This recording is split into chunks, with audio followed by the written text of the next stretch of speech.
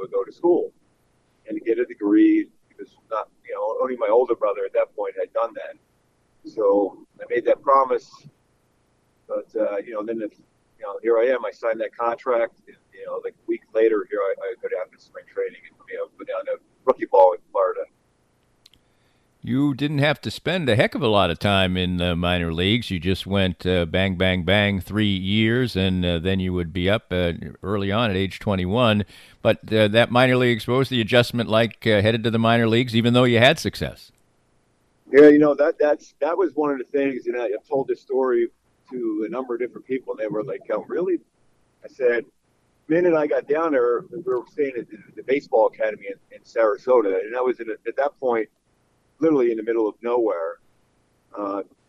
And I'm staying at almost like a dorm type, and that's where Frank White went to, UL Washington. So it was almost like a school dorm. And so we're all in there. We're eating at, certain times of the day. And I was like immediately incredibly homesick. So I had like 16, 17 buddies. We hang out at the schoolyard every single day of our lives. And here I am, away from home, and all I could think of is I didn't care if I got hurt and I never played again. I would be able to go home. I was that homesick for the first probably week to 10 days, and that's when David Cohn and I and another pitcher named Tony Ferrer, we were all drafted all consecutively. We were known as the Three Musketeers because we were always together, always having fun.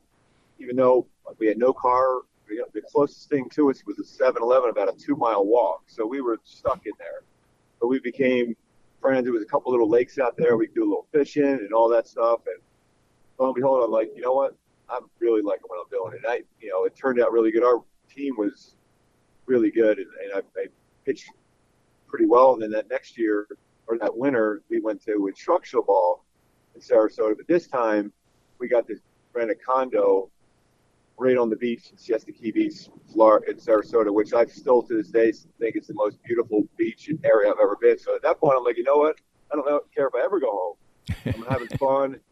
And, the next year, I'm in Fort Myers, Florida, which was a pretty nice area. And we were all living together. There's 3 of us there. And then we had another pitcher named Mike Olson, who was actually one of the guys who was almost made the 1980 Olympic hockey team that ended up, being the Miracle on Ice team. He was from Minnesota. And so we were always talking that stuff, but he signed a contract just like we did the year before. So we're all together in Fort Myers, and I hurt my shoulder.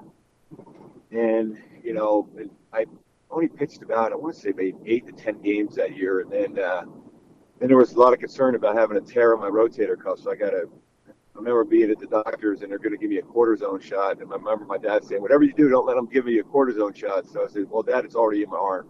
I'm getting it done. He goes, all right, this is what it is. So now I was shut down. So I really didn't even pitch a whole lot in the high A ball team there in Fort Myers.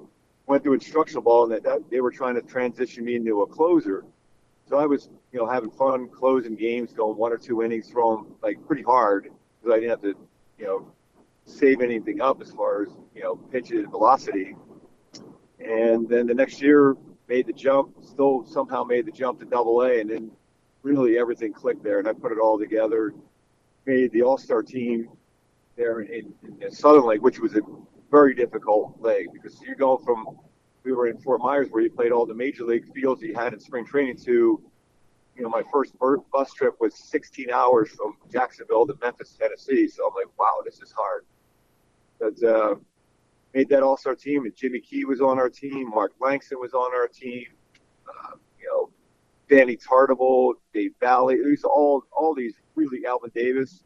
I mean, you're talking about major prospects all, and putting it all together and winning a bunch of games, pitching a lot of innings. And our manager at that point was Gene Lamont, who ended up being a very successful major league manager for the Pirates, the White Sox and other teams and coaches forever.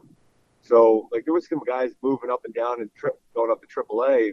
And I'll never forget this. I told this story to somebody just the other day when we were in Kansas City, that he came up to me and goes, how do you feel about such and such guy and this guy getting called up at AAA and you're still here?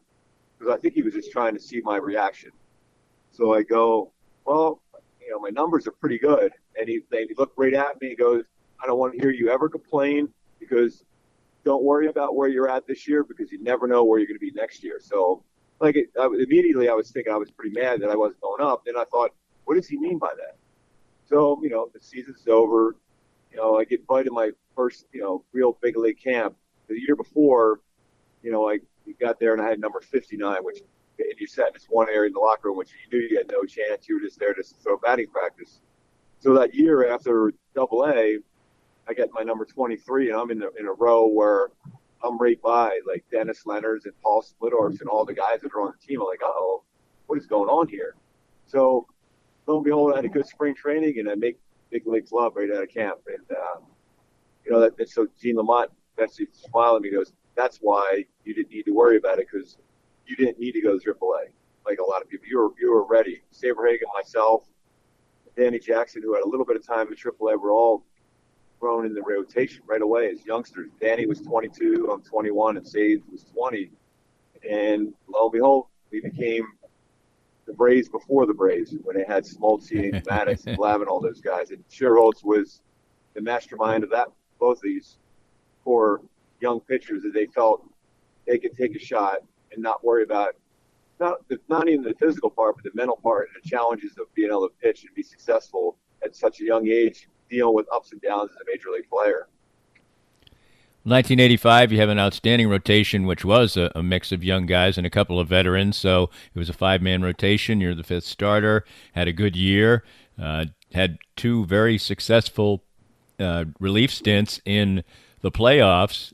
And then the Royals make the World Series, but you're not selected to play in the World Series. Was that hard to take? Of course, you didn't know that you'd never play in the postseason again. But despite all that success, were you young enough that it didn't sting, or did it? Well, I came in relief in that game one too well against Toronto. That team was stacked. I thought they were the best team I had seen in forever, really, especially when you look at their outfield of Bell, Barfield, and Mosby. So then I start game 6. Because it was funny because I was out of the bullpen, and then we win game 5. That's when George Brett had that great game against Doyle Alexander. So sitting there in the locker room, and Mr. Hauser calls me into his office. He goes, hey, you're starting game 6. I'm like, whoa. So, all right, so I walked out there, like I'm in like shock. I'm about to swallow my heart. And George Brett came up and he goes, hey, 2 things happen on that game 6. Either we play game 7 or we go golfing the next day. Either way, we're going to be fun. So that helped me relax right away when George Brett tells you that. So then I call my dad, and he goes, I'm coming to Toronto. I'm like, all right. So they fly, my dad, my uncle, and one of my Legion ball coaches with my dad fly up to Toronto. They're staying in my room. They're all snoring. They're all loud. And I got to pitch game 6 with the season on the line. And I'll never forget thinking, I remember when Tom Seaver told me, I talked to him in '84 about, a lot of different things. First, it started with the knee pad I used to put underneath my uniform because I used to bang my knee just like him. And that's why he said he never missed any time. And I eventually did that. And I never had a knee problem after I talked to him. He says, but the most important thing for a starting pitcher is not how much sleep you get the day before your game. It's the day before the day before. In other words, you're going to play out the whole thing in your mind, the game the night before. So you're never going to get a good night's sleep. So he said, if you get a good night's sleep the day before, you're going to be fine. So even though my dad and my uncle, my Legion ball coach are snoring as loud as could be, I'm up all night, I was still feeling great going out there the next day, and then pitched well and won the game. And never remember being so excited with my dad, and they, how they thought it was the coolest thing ever. And George Brett high-fiving me saying, way to go. We got a shot now, game 7. We come back and win game 7, and then here we are going to the World Series against the Cardinals. And that team right there at that point, the Cardinals were built around speed and a lot of left-handed bats. So they were trying the best they could. We get as many lefties in there. So go Saves, Danny Jackson, Charlie Everett, and then went with Bud Black. That way you can use the lefty to completely stop the running game. So I understood that. So I was down in the bullpen. I warmed up. The one game when Bud Black pitched, I almost got in, but they put in Joe Beckwith instead. And but Steve Farr was also down the bullpen, and he won a game in Toronto, and he didn't get in. So, when I'm sitting down there, yeah, you want to get in the game, but you're not even thinking about anything other than I want to be part of this team and winning a World Series. And it was so cool because, we were down by 7 or 8 games around the All-Star break and had a 5-game series against the Yankees that year, and we got blown away. So just to be able to make the playoffs. We only won the division by one game that year Right. against the Angels. And then being down 3-1 at Toronto and being down 3-1 against the Cardinals is the only team ever still to this day to do what we did. Not even think other than this is the coolest team I've ever been around in my life. You had great success over the next few years, couple All-Star selections, just a mainstay. You're still a very young guy, but at a pretty young age, after that great success through the late 80s, you started to develop arm trouble. Do you feel like, and you would pitch for quite a while, but maybe never the same, do you feel like in a different day, a different time, it might have been different with better medical procedures and things like that? Yeah, that's another good question. I look back at that often. I'm thinking, because I see the way players are today and how, if your arm doesn't feel good, you'll take a step back, take a breather, and do all the therapy and rehab you need to do to sustain the stuff you have. But the culture with me, even when I grew up, and the guys in the clubhouse dugout, it's like, hey, you're playing no matter what. So I kept thinking, you know what? I don't care if my arm's going to fall off. Mm-hmm. I'm going to go out there because I owe it to my teammates, the organization, fans in Kansas City were always incredible. They were incredible when I was just out there recently. And they gave me a standing ovation, which made me almost cry because it was so cool. I mean, that's been 26 years since I pitched there. But in my mind, though, I look back, I go, could I have been a little smarter, I guess would be the proper way to say it, and maybe taken a step back and done some things to make sure my arm was strong all the way through, or do what I did. And I thought, you know what? I'm glad I did what I did, because I did, and I played exactly the way I wanted to play for my teammates. And that was go out there and perform the best I could, no matter what the scenario was. And whenever I was done playing, I was still a lot farther than I thought I'd ever play. I never thought I would ever make the big leagues, let alone play as long as I did. So I was comfortable reflecting and saying, you know what, I wouldn't change a thing. I wouldn't change a thing at all. More of Danny's Reasonably Irreverent podcast after this. Hey Kansas City, Joe Spiker, Easton Roofing, back for another beautiful springtime in Kansas City. We are proud to announce our renewed partnership with Big Brothers Big Sisters of Kansas City. Starting in 2024, a portion of every job sold will be donated to a cause close to my heart. I was a big, and I encourage you to volunteer. And if you hire us for service on your residential or commercial roof, you'll know that a portion of the profits will go to a great cause. So call us at 913-257-5426. Easton Roofing. Integrity matters. Always great to catch up with Dr. Brad Whittle of Advanced Sports and Family Chiropractic and Acupuncture. Everybody wants to make every year a great one, mentally and physically, and certainly ASFCA can help in that regard. Chiropractic, acupuncture, physiotherapies. We're going to address the body and the mind to keep you in great shape. With winter moving into spring, we don't want to have the opportunity to get hurt or to be slow and not do what we used to do, right? Absolutely right, and you can do that in a variety of ways. We can. We love looking at the body and how it moves, looking at the posture and how it holds us to be strong, to be safe, and really to help us do those things we love to do. The wide variety and range of services you can get helps in that regard at Advanced Sports and Family Chiropractic and Acupuncture. 7 locations all around the Kansas City area. Find the one that's most convenient for you. And for more information, visit asfca.com/Danny. That's asfca.com/Danny. If you'd like to join these and other fine sponsors and market your business on Kansas City's #1 rated podcast, contact us at Danny@DannyKlinkscale.com. Look forward to working with you. Your next to last season with the Royals, you pitched a lot. You didn't get very good run support, and you pitched pretty well, as a matter of fact. And then the last year, injury problems again.